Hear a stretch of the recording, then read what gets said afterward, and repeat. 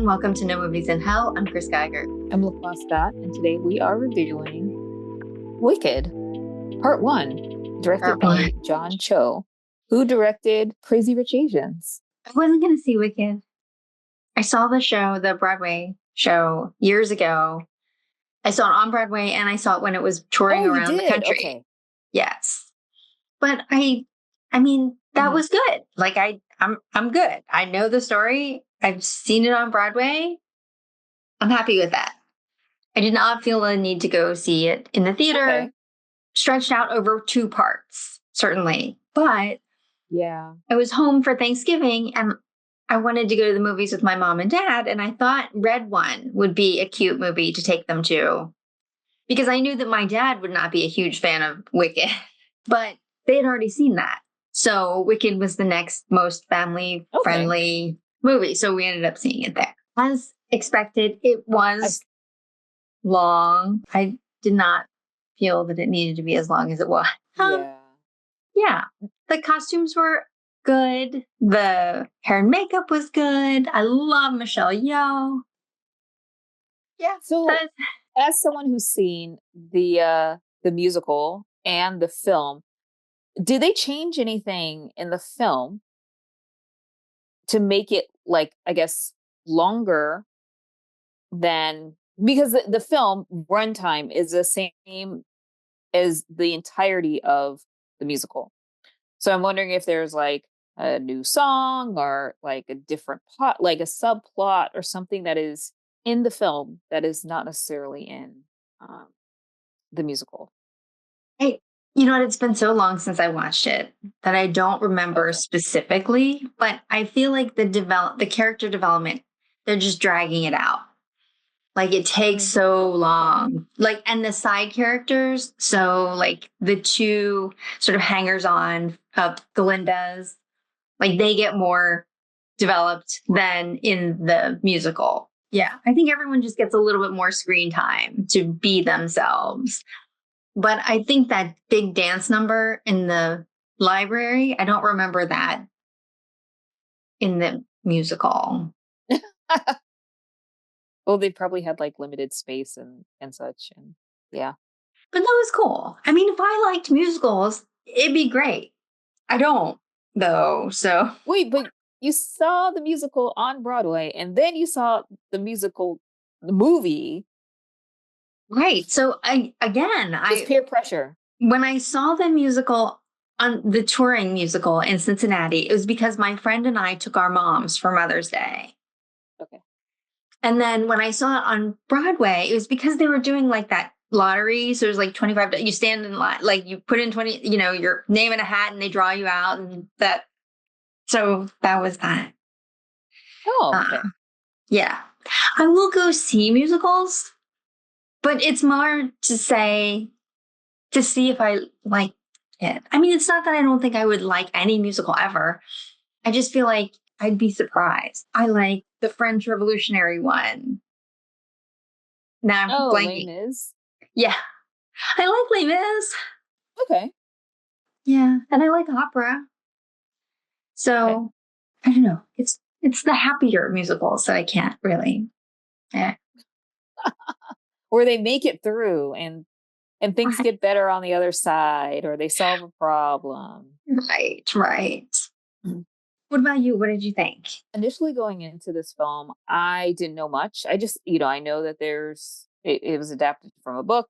It was obviously a musical with Kristen Chenoweth and Adina Menzel. I do not want to mess her name up the way that John Travolta did that one year. Oh my gosh. So I'm like, her name is not Adele Dazeem. Her name is Adina Menzel. I don't know if I was skeptical. I was just kind of like, oh, this is interesting that Ariana Grande is going to be a lead, and also Cynthia Erivo. And obviously they are powerhouse musicians as like actresses and singers, and that's great. In like watching the film, and because I didn't really have a lot of background, I just felt like it felt very set intensive. Like, it didn't really immerse me into a universe. It just looked like a bunch of sets. So that initially like threw me off of like, Is this supposed to be world building, or is this like kind of like a film about like the musical that is set in a stage? And then it was, yeah, I think a lot of things were really drawn out, where I think it could have been cut and put together a little more neatly, because I think they just focused a lot on these external relationships, to your point, like that really, if that character is not going to be anywhere else, in the story other than like a yes person, or whatever, then they don't really need to have that emphasis. So I'm curious to see what'll happen in part two. And like you, during the Thanksgiving holiday, it was easy to see, friends and family who wanted to see the film. So that's how I ended up seeing it. Is a friend dragged me out, we saw it, and it was, it was packed. I think it's like a number one musical right now, which is good for it. And now we have to wait uh a year for the next one. Yeah, I'll probably forget everything that happened in this one. And now, No, you're going to be reminded, is because they're it probably still going to do something where they release the first and the second one together right? before re-release of the first one before the second one. Now, is it still the number one musical? Because isn't Moana 2 like gangbustering the box office now? Yes. So I read today that Moana 2 is the number one film, but then Wicked is the number one musical. So they don't So, count however, Moana they're 2 as the musical. Isn't as a there singing? musical. Hmm. There Mm, is. all right. There's singing in the first one. So, Then yeah. if I were Moana, I would be like, hey, I'm the musical too. Yeah, I think it's just treated as like a regular like animated motion picture. Now you saw Moana. I have not seen it yet, but the Oh, intent is there. all right, all right. Oh wait, Did you see the I've first seen one? Moana. I have not seen Moana 2. Okay, okay. Is it the same lead character? Like, is it Alu Lily? She's Moana Yes. in It Moana is too. this. Yep, that's correct. Yeah. All right. And she was in Mean Girls the musical. Is she? She was Janice Ian. Oh, huh. Because Dax and I are going to see Mhm. Cabaret this weekend, and I believe she's in it. Oh yeah, and she's on Cabaret. Yep, Yeah. that's So it's right. all coming together. Of course, I'm probably not going to see Moana 2 because I haven't seen Moana 1. But it's getting a lot of press. All right, let's go to the slides.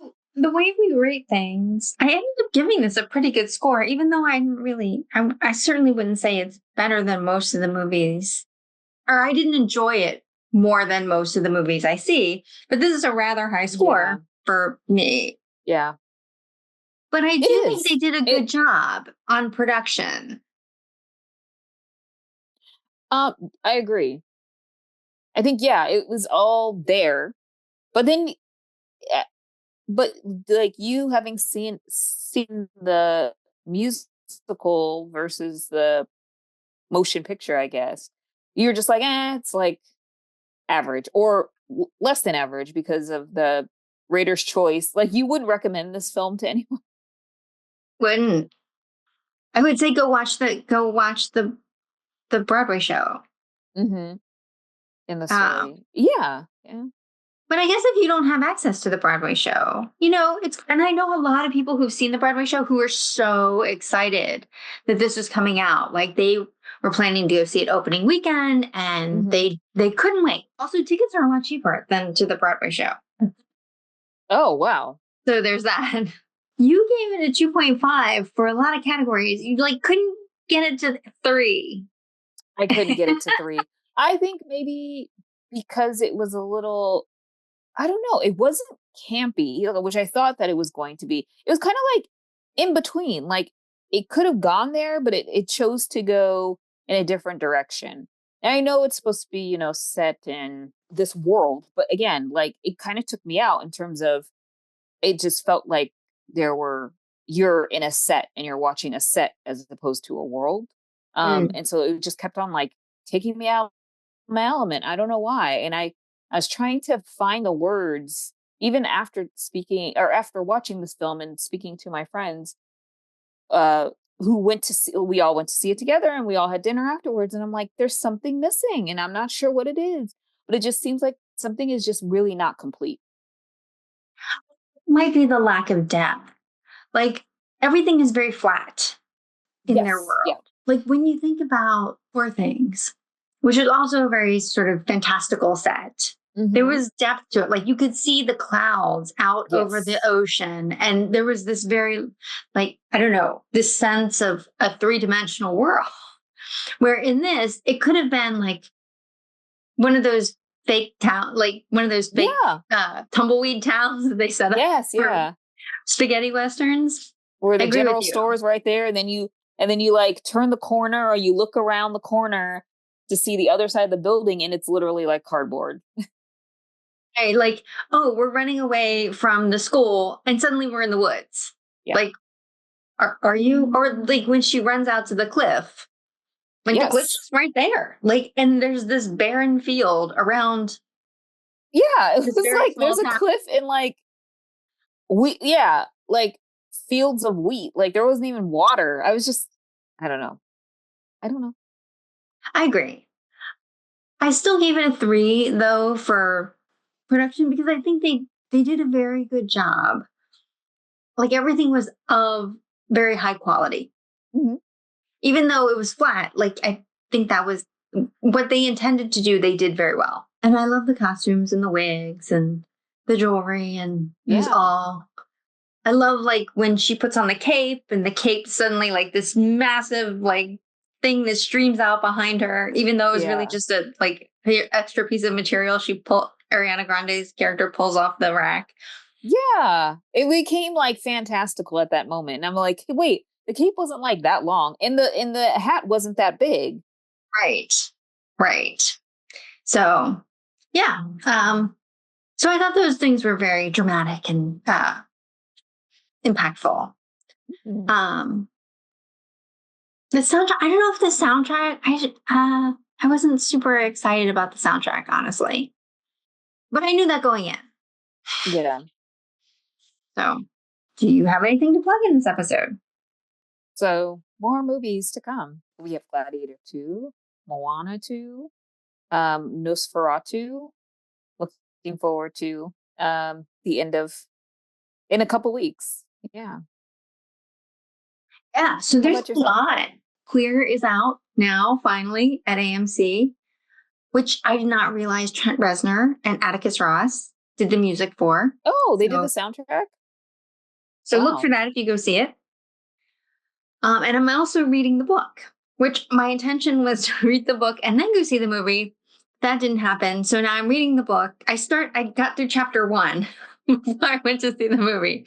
And now I'm reading the rest of it. But the movie does make me want to finish the book. So there's that. Also, I guess Okay. I didn't know very much about William S. Burroughs before. Not that I feel like I know that much more about him now, but I know a little bit more. What an interesting person. Anyway, so Queer is out now. What else is coming out? It seems like there's a lot coming out, but they're making us wait. Like it's not coming out this week. Yeah. Yep. So Thanks to the Thanksgiving films that came out recently, like Wicked.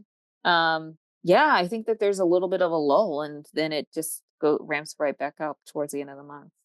yes, I did want to note to you that The Green Knight is being re-released. So it's out now. Oh wow. And they're bringing back a bunch of movies, like random movies, like Interstellar. Oh yeah. Well, that's a 10-year anniversary of Interstellar. Oh, is it? And then, but like it's Christmas. Like there's a whole lot of screens that could be used for other things. It'll still be the 10-year anniversary, like in a couple months, Yeah. when we have nothing. All right. Well, thanks for watching. Don't forget to like and subscribe, and we'll see you next time. Bye.